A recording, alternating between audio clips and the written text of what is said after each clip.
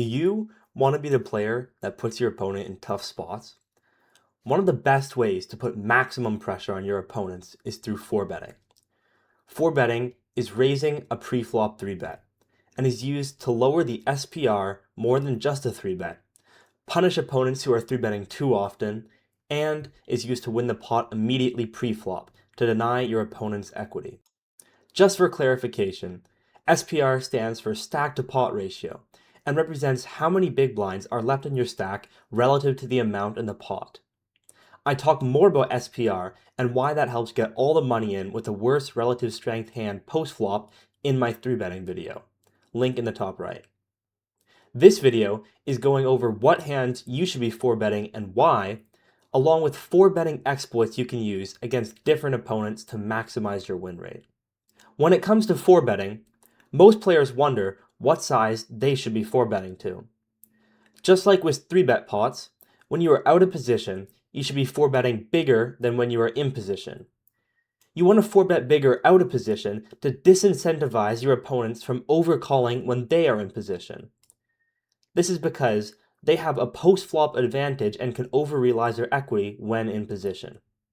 Additionally, that means that your opponents will be under-realizing their equity when they are out of position, meaning they should be folding or jamming a lot more even when facing a smaller 4-bet. I will talk more about specific 4-bet sizes you should be using depending on position later in this video.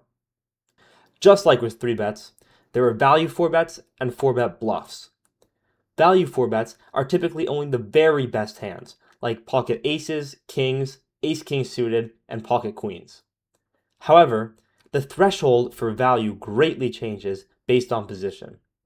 Hands like ace-king offsuit and pocket jacks are still very strong hands and often 4-betting, but are actually a lot weaker than the aforementioned hands and are not considered thick value when 4-betting.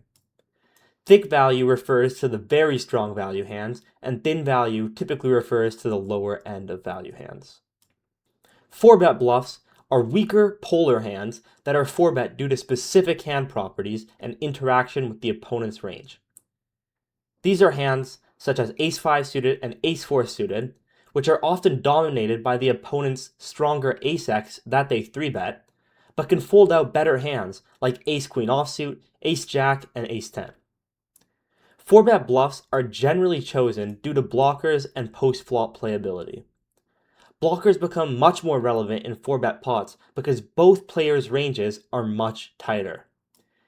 Blockers matter much more in tighter ranges because each specific combo represents a larger percent of the opponent's range.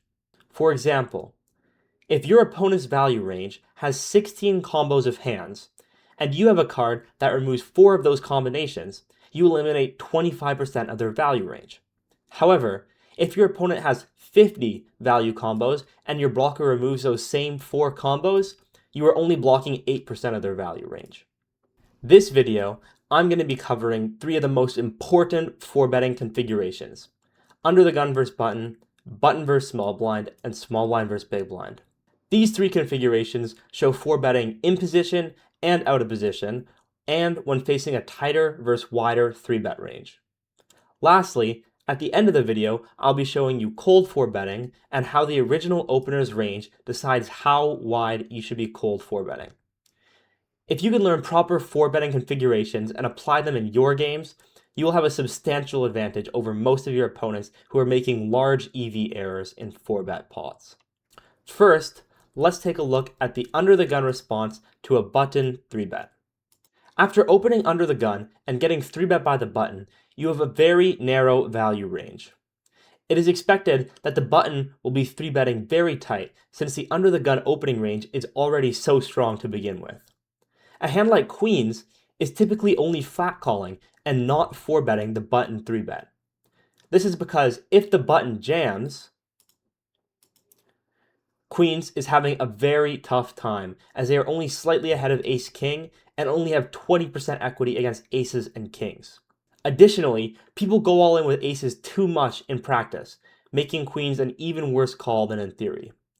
That being said, the only hands that are pure 4-betting to 21 big blinds off of a 7.5 big blind 3-bet are pocket aces, pocket kings, and ace-king suited, with ace-king 4-betting around 60% of the time.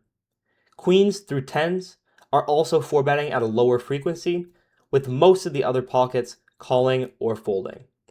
From there, a polar 4-bet bluffing range is developed around those value hands. Hands with good blockers and post-flop playability are chosen to 4-bet. These hands are typically suited broadways with a king or an ace, ace-5 suited, ace-4 suited, and a couple of the lower suited connectors. Interestingly, a hand like ace-queen suited is 4-betting a lot less than a hand like king-jack suited. This is because ace-queen suited has higher EV than king-jack suited. So if your opponent 5-bet jams, you have to fold out more equity. Ace-queen suited has 0.7 EV and king-jack suited has 0.01 EV. However, since they both fold to a 5-bet jam, that means you lose more equity when you fold a hand like ace-queen suited than when you fold king-jack suited.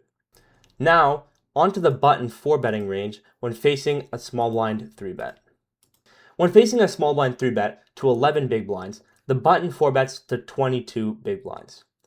This smaller relative size can be chosen because the big blind is in position, so the small blind will be under-realizing their equity post-flop, being out of position. This 4-bet range is even more polar than the under-the-gun versus button 4-betting range. Aces, kings, and ace-king suited are the only pure 4-bets, but queens is now also 4-betting most of the time, unlike in the under-the-gun versus button configuration. This is because the small blind 3-betting range is wider. As a general rule, when the 3-bet range is wider, the 4-betting range can also be wider. Ace-king offsuit, ace-queen offsuit, and ace-jack offsuit are also 4-betting at a reasonable frequency. However, ace-jack offsuit is a polar 4-bet bluff, 4-betting due to blocker properties, and is 4-bet or folding as it's not good enough to call pre-flop. King-queen offsuit is a similar hand that can also call at a low frequency. Additionally, some of the higher pocket pairs below queens can 4-bet at a lower frequency. On top of that, there are some suited polar 4-bet bluffs that come from suited broadways except ace-queen suited, king-queen suited, and ace-jack suited, which are all pure calling the 3-bet from the small blind. However, any of the other suited broadways can be 4-betting at some frequency.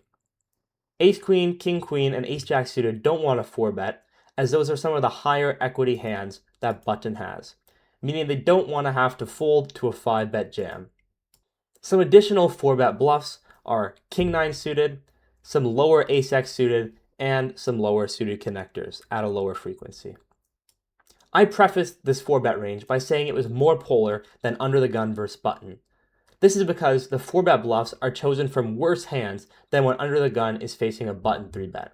This is seen with hands like ace-queen offsuit, ace-jack offsuit, and king-queen offsuit being pure folds for under the gun when facing a button 3-bet, but can now be 4-bet from the button when facing a small blind 3-bet. Now, looking at the 4-bet range from the small blind after getting 3-bet by the big blind. This is by far the widest 4-betting configuration in 6-max poker. In theory, after getting 3-bet by the big blind, you are supposed to 4-bet 21.6% of hands and only call 9.5% of hands.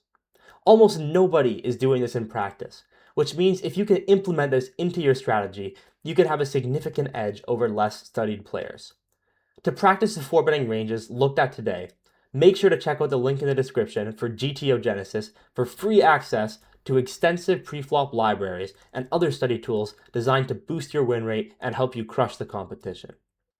Looking a bit more into why the small blind is 4-betting so often, in theory, the big blind is supposed to be 3-betting almost 20% of the time. This means the small blind can 4-bet a much wider range, since the big blind 3-betting range is also so wide. If we compare this to the first example we looked at today, which is under the gun versus button 4-betting range, the under the gun player 4-bets 18.6% of hands when getting 3-bet from the button. This doesn't sound like too much of a difference from the small blind 4-betting range, but this 18.6% of hands is 43.6 combos. Whereas when we look at the small blind 4-betting range, that translates to 129.3 combos of hands, after getting 3-bet from the big blind. This is how big of a difference the 3-better's range makes when determining your 4-bet range. Right before I detail the exact hands that you should be 4-betting to 21 big blinds from the small blind, it is important to note player tendencies and how they should change your 4-betting range from the small blind. In practice, big blind is the most under 3-bet position, meaning your opponents do not find the 3-bet bluffs that they should from the big blind. And they actually find way less bluffs from the big blind compared to other positions. That means it's important to know your opponent's tendencies and adjust accordingly. If you think your opponent is only 3-betting the top of range hands like jacks plus and ace king from the big blind, do not adhere to the theory small blind 4-betting range, as you will get jammed on too often or be playing against an overly strong range. You should instead 4-bet a range more similar to the under the gun versus button 4-betting range, as this is a range you will be 4-betting out of position when facing a tighter 3-bet range. However, if you are against a capable opponent who finds more of the polar 3-bet bluffs from the big blind, developing a wider and more linear 4-bet range is a good strategy from the small blind. With that caveat out of the way, on to the theoretical 4-betting range when facing a big blind 3-bet. First, from the small blind, you can 4-bet any suited Broadway hand. However, hands like ace-jack suited and king-queen suited are almost always calling, as they play very well post-flop even out of position. Any pocket pair between aces and tens is pure 4-betting, with pocket pairs down to 5 4-betting at a lower frequency. Some of the offsuit Broadway hands are also 4-betting. These are hands like ace-king offsuit, ace-queen, king-queen, and ace-jack offsuit, as well as some lower frequency 4-bets from ace-10 offsuit and king-jack offsuit. Additionally, many of the lower suited ace-x are 4-betting, as well as some suited high card hands with a 9 kicker, such as king-9 suited, jack-9 suited, and 10-9 suited, and lastly, 10-8 suited. While this might seem like an excessively wide 4-betting range, it's important to keep in mind that the big blind has the most polar 3-betting range in all of 6 max poker when facing a small blind open. Moreover, in theory, the big blind will have to defend most of their hands, even defending hands like king-2 suited, 4-3 suited, king-10 offsuit, and 10-7 suited. This shows just how much of an advantage it is to play in position, and should also give some insight into how much your opponents are deviating from pre-flop theory when playing from the blinds. Lastly, I'm going to look at cold 4-betting ranges for both in position and out of position, facing an under the gun open and a cutoff 3-bet. Firstly, from the button, the cold 4-bet sizing should be the 17 big blinds off of a 7.5 big blind 3-bet. This is also going to be one of the tightest 4-betting ranges in 6 max poker, since the under the gun opening range is so strong, which means that the cutoff 3-betting range is also going to be exceptionally tight. This results in the button 4-betting an extremely tight and polar range. This range consists of ace-king along with aces through queens for value. Noting that hands like ace-king offsuit and pocket queens are already indifferent, meaning there's a very minimal EV difference between 4-betting and folding pre-flop. Additionally, pocket jacks is folding pure in theory, facing an under the gun open and a cutoff 3-bet. This shows just how tight you should be cold 4-betting even in position after an under the gun raise and cutoff 3-bet. Now, in terms of bluffs. The bluffs are chosen through blocker properties, with essentially all the main bluffs being suited ace-x or suited king-x, as they block top of range hands like pocket aces and pocket kings. As talked about earlier, this blocking effect becomes much more important the tighter the range, which means in a cold 4-bet position, blockers matter much more than in other configurations because the ranges are so tight. Now, looking at the small blind 4-betting strategy facing the same pre-flop action, the small blind's range looks very similar to the button's range, except instead of 4-betting to 17 big blinds, you're 4-betting to 21 big blinds. The small blind is actually 4-betting even less than the button, but is including a bit of ace-queen suited and ace-5 suited, with less of the ace-4 suited and king-10 suited. Additionally, ace-king offsuit becomes an effectively pure cold 4-bet. If you want to check out more cold 4-betting configurations, make sure to check out GTO Genesis with the link in the description. And if you have any questions about 4-betting or future video requests, make sure to leave a comment. Have a great day, and I'll see you in the next video.